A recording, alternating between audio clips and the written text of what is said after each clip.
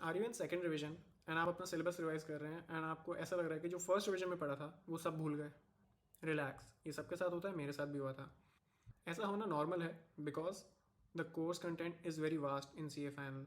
आप डेली 10 से 15 टॉपिक्स या फॉर्मूलाज या प्रोविजंस मेमोराइज करते हो और आप ऐसा 1-2 महीने तक करते हो। आप एफ आर फर्स्ट रिविजन में पढ़ते हैं एंड उसके बाद 2 महीने बीत जाते हैं जब आप सेकेंड रिविजन में आके उसको दोबारा उठाते हैं। और इतनी सारी इन्फॉर्मेशन जब आप पाइल अप करते जाते हैं तो उस टाइम पे ऐसा फील होता है अब तो कुछ याद ही नहीं आ रहा है, ऐसा लग रहा है सब भूल गए। Here are 3 things that you should do in order to get over this. First, focus on the difficult and important stuff. Don't waste your time on easy stuff. जो आपको आता है, जो फर्स्ट रिवीजन में आपने बड़े प्यार से कर लिया था, उस पर टाइम वेस्ट मत करो, उसको एंड में करना। सेकेंड रिवीजन में सबसे पहले वो टॉपिक्स उठाओ जिनमें आपको दिक्कत है। आई नो ऐसा लगता है कि अरे यार अब तो सब भूल गए, कुछ याद नहीं आ रहा, बट आपके पास टाइम जितना फर्स्ट रिवीजन में था उससे भी कम टाइम मिलने वाला है आपको सेकेंड रिवीजन में, और वो बहुत जल्दी भागेगा। नहीं भूले यार तुम टैक्स के स्लैब रेट्स, उसके चक्कर में इंटरनेशनल टैक्स में छोड़ देना। जो इजी स्टफ है वो आप जब सेकेंड रिवीजन के एंड में होगे और टाइम बहुत कम होगा तो वो जल्दी जल्दी भी आप कर पाओगे। लेकिन अगर आप जो टॉपिक्स आपने फर्स्ट रिवीजन में एंड में किए थे और आपने कम टाइम के चक्कर में उनको उतने अच्छे से नहीं कर पाए थे, फॉर एग्जाम्पल इंटरनेशनल टैक्स हर कोई एंड में करता है जनरली, अगर आप सेकेंड रिवीजन में भी उसको एंड में करोगे तब भी आप कम टाइम फ्रेम में उसको करोगे एंड पेपर के टाइम पे आते आते वो आपका वीक स्पॉट रह जाएगा। एंड इंटरनेशनल टैक्स 30 मार्क्स के लिए आता है। 30 marks is allot. Plus if there are some chapters which are very very important but आपको उनमें फुल कॉन्फिडेंस है, देन आप उनको बाद में करो, पहले वो वाले चैप्टर्स करो जिनकी इंपॉर्टेंस शायद रिलेटिवली थोड़ी सी कम है बट आपका कॉन्फिडेंस उनमें बहुत कम है। फॉर एग्जाम्पल एफ आर में मुझे पता था कि रेवेन्यू रिकग्निशन मेरा बहुत वीक है, फर्स्ट रिवीजन में पता चल गया था क्योंकि मेरे सारे क्वेश्चंस गलत होते जा रहे थे। So revenue recognition was more important for me than financial instruments in the second revision, even though exam में फाइनेंशियल इंस्ट्रूमेंट्स की वेटेज मेरे ख्याल से ज़्यादा है, but revenue recognition is still very important. उसका एक क्वेश्चन गारंटीड आता ही आता है। इसमें एक प्रो टिप है, whenever you revise mark the important stuff और cut down on the unimportant stuff so that next time जब आप रिवाइज करो तो आपके कोर्स कंटेंट रिड्यूस हो जाए। आप चार्ट्स या रिविजनरी नोट्स भी यूज़ कर सकते हैं to speed up. Second, memorise the keywords.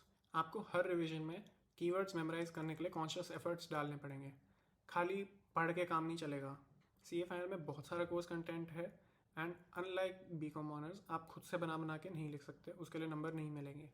Even for a subject like S C M P जिसकी थ्योरी ऐसा लगता है बहुत जनरल सी है, you have to memorise the keywords, और अब जब तक आप वो कीवर्ड्स नहीं लिखोगे जो इंस्टीट्यूट चाहता है आपको नंबर नहीं मिलेंगे। And the key to memorisation is repetition. I know ऐसा लग सकता है कि यार अभी मेमोराइज तो कर रहे हैं बाद में क्या याद रहेगा, but recalling is always easier than trying to memorise it for the first time. हो सकता है आपको सारे पॉइंट्स ना याद आए, 4 में से 2 पॉइंट याद आ जाए, 3 पॉइंट याद आ जाए किसी एक क्वेश्चन में, लेकिन थोड़ा बहुत तो याद आया। बाकी जो पॉइंट्स नहीं याद आ रहे हैं आप उन पर और वर्क करोगे नेक्स्ट रिविजन में। एंड धीरे धीरे जब तक आप एग्जाम डे तक आओगे, because of conscious memorisation and repetition, you will start remembering the keywords. Instead of just mugging up the points, you could try different techniques like mind mapping or grouping the points together or linking the points to one another or any other technique that you might like. इसमें एक pro tip है, your visual memory plays a key role in memorizing. So जिस भी material से आप memorise करते हो first revision में, मेक श्योर कि आप सेकेंड रिविजन और थर्ड रिविजन और लास्ट 1.5 डे रिविजन में भी आप उसी से मेमोराइज करो। सो जब आप एग्जाम में बैठे होगे आपको ऐसा लगेगा कि पूरी किताब आपके दिमाग में है, आपकी आंखों के सामने है and you are just flipping through the pages. Third, practice. You have to practice the important questions in every revision, including the 1.5 day revision. The more you practice, the more you learn कि silly mistakes कहाँ पे हो रही हैं। And then जो provisions हैं जो आप question solve करते हुए हमेशा भूल जाते हो, वो आपके माइंड में और फर्म होते जाएंगे। आई रिमेंबर इन SFM जब मैं फॉरेक्स रिवाइज कर रहा था सेकेंड रिविजन में, मुझसे सारे क्वेश्चंस गलत हो रहे थे। मुझे ऐसा लग रहा था कि मैं पूरा चैप्टर ही भूल गया, बट मैं वो क्वेश्चन सॉल्व करता गया जो मैंने मार्क करे थे फर्स्ट रिविजन में, and after a few questions मेरा कॉन्फिडेंस रीगेन होता गया and I became better at it, and वो रिकॉल हो गया कि किस तरीके से सॉल्व करने थे। By the way, for SFM I have made a separate video as well, you can click the card to check it out. इसमें एक प्रो टिप है, mark the mistakes that you make over the question और the answer, so that जब आप next time उसको revise करने आओगे तो आपको पूरा क्वेश्चन नहीं सॉल्व करना पड़ेगा टू अंडरस्टैंड कि वो गलती कहाँ पे हो रही है, इस क्वेश्चन में कौन सी ट्रिक है।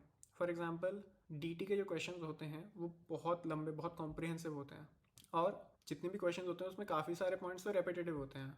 अब आपने क्वेश्चन तो मार्क कर लिया था कि इस क्वेश्चन में मेरी मिस्टेक हुई थी, लेकिन वो मिस्टेक क्या थी वो समझने के लिए आप पूरा क्वेश्चन सॉल्व करोगे, आपका बहुत टाइम वेस्ट होगा सेकंड रिवीजन में। सो बेटर ये है कि जो भी मिस्टेक हुई थी आपसे वो आप क्वेश्चन के ऊपर ही, आंसर के ऊपर ही अपने क्वेश्चन बैंक में लिख लो, सो दैट जब आप इंपॉर्टेंट क्वेश्चंस रिवाइज कर रहे हो क्वेश्चन बैंक से, आपका रिवीजन बहुत स्पीड अप हो जाएगा। आई होप ये टिप्स आपको अच्छी लगी हो और आपके काम आएंगी रिवीजन में।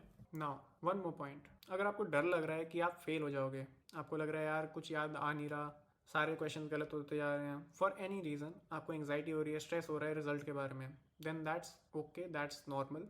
मुझे भी हुआ था, सबको होता है, and Kobe Bryant gave a very good formula to tackle this. मैंने उनका फॉर्मूला यूज़ किया अपने CA फाइनल के प्रेप लीव्स में, and it work wonders for me. वो टिप्स जानने के लिए आप नेक्स्ट वाली वीडियो देखिए, and I will see you in that video. See you.